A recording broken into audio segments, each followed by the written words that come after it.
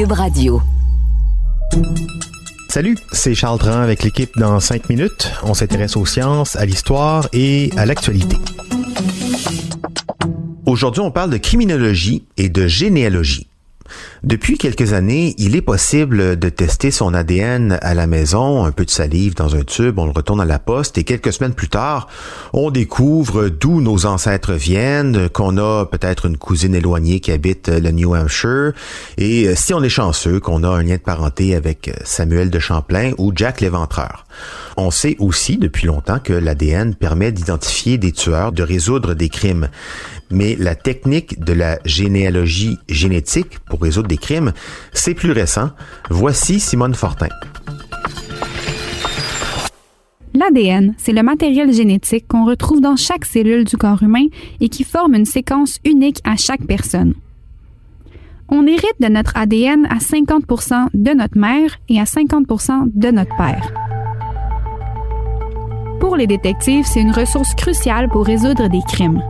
Ça permet d'identifier des victimes, mais aussi qui a commis le crime.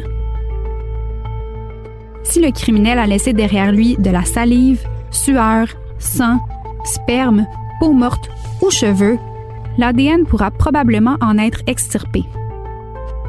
Celle-ci pourra ensuite être comparée à une banque d'ADN de criminels connus ou encore à celle des suspects dans l'affaire. Alors, qu'est-ce que la généalogie génétique? Puisqu'on hérite de notre ADN, il est possible d'identifier qui sont les parents d'une personne grâce à son ADN. Il en est de même pour les grands-parents, tantes, oncles et ainsi de suite. Lorsque vous faites un test d'ADN à la maison, comme 23andMe, Ancestry, MyHeritage, etc., ces compagnies analysent votre séquence d'ADN et identifient d'autres utilisateurs avec qui vous partagez des chromosomes et donc un lien de parenté. Selon le nombre de chromosomes identiques partagés avec la personne, on peut préciser le lien de parenté de très proche à très éloigné. Par contre, ces sites-là ne comparent votre ADN qu'aux profils qui ont été envoyés à leur compagnie, pas aux autres. C'est là qu'entre en jeu GEDmatch. Ce site propose de télécharger vos données provenant de, par exemple, 23andMe, puis il analyse votre ADN en la comparant à tout le monde, qu'elle provienne de Ancestry ou MyHeritage ou un autre. Grâce à cela, plusieurs crimes ont été résolus. Le premier cas à avoir été résolu grâce à la généalogie génétique et GEDmatch est celui du Golden State Killer, un tueur et violeur en série qui a terrorisé la Californie du Sud. Entre 1974 et 1976, il a commis plus de 120 entrées par infraction dans les maisons ainsi qu'un meurtre. Il était alors surnommé le Visalia Ransacker. Ensuite, de 1976 à 1979, il a commis 50 viols et 2 meurtres sous le pseudonyme donné par les médias du East Area Rapist. Finalement, de 1979 à 1986, il a assassiné 10 victimes alors qu'il était surnommé le Original Night Stalker.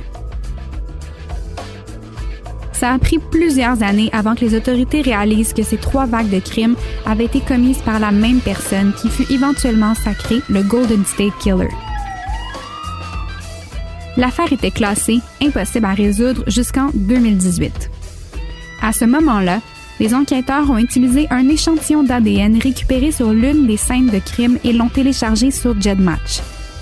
Le site a identifié 10 à 20 personnes avec les mêmes arrière-grands-parents que le tueur. Avec l'aide d'une généalogiste, les enquêteurs ont créé un immense arbre généalogique, puis, de là, ont déterminé qui était le suspect le plus probable. C'est un homme ayant vécu en Californie durant les années des crimes, Joseph DeAngelo. Alors âgé de 72 ans, DeAngelo a été arrêté après qu'un second test d'ADN a confirmé qu'il était bel et bien le Golden State Killer. Quelques mois après, un autre violeur en série a été démasqué aux États-Unis en utilisant la même technique. Il s'agit de Roy Charles Waller, qui a été reconnu coupable d'une 40aine de viols commis dans la Californie du Nord entre 1991 et 2006. Plus proche de nous, en Ontario, c'est l'horrible meurtre de Christine Jessup qui a été résolu grâce à la généalogie génétique. Christine avait été kidnappée puis tuée en 1984 alors qu'elle n'avait que 9 ans. Guy-Paul Morin avait été reconnu coupable à tort, puis exonéré grâce à des tests d'ADN en 1995. 15 ans plus tard, en 2020, les enquêteurs ont utilisé GEDmatch pour dessiner le profil génétique du tueur. Il s'agissait en fait de Calvin Hoover, un voisin de la famille décédé depuis 2015. Depuis, une cinquantaine de cas ont été résolus grâce à cette technique, le plus vieux étant le meurtre d'une fillette datant de 1964. Bien sûr, ça a soulevé la question de l'éthique derrière l'accès à notre ADN pour les autorités. Aujourd'hui, seul GEDmatch permet aux autorités d'avoir accès à vos données, mais pour cela, vous devez donner votre accord lors de votre inscription. Ça, c'est si vous voulez aider à résoudre des affaires classées et si vous n'avez pas peur de découvrir un grave secret de famille.